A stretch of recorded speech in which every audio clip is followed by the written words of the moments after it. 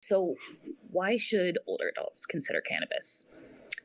The main reason is this: over 36% of the population age 60 and up take five or more drugs. 20% of those people take 10 or more. Um, it's a big issue in our society. That's considered polypharmacy when you take five or more drugs at a time. Increased incidence of side effects and adverse effects.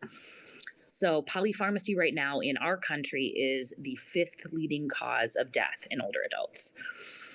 When we get older, our body's ability to metabolize drugs decreases.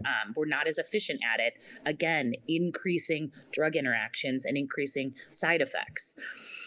So, cannabis really is a safer substitute for many of the drugs on the Beers criteria, which those are drugs that should be avoided or used with extreme caution in older adults.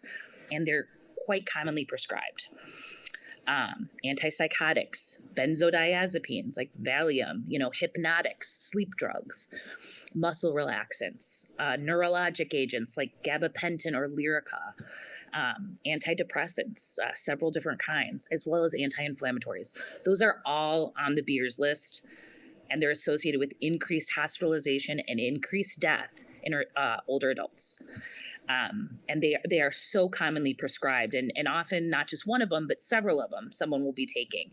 And so these are the drugs that if you are an older adult and you're taking them, or if you have a family member, or if you're a medical provider, you should always be checking to see which of these drugs can be adjusted and, perhaps discontinued or reduced for our older population. Cannabis is a great substitute for all of these categories of drugs.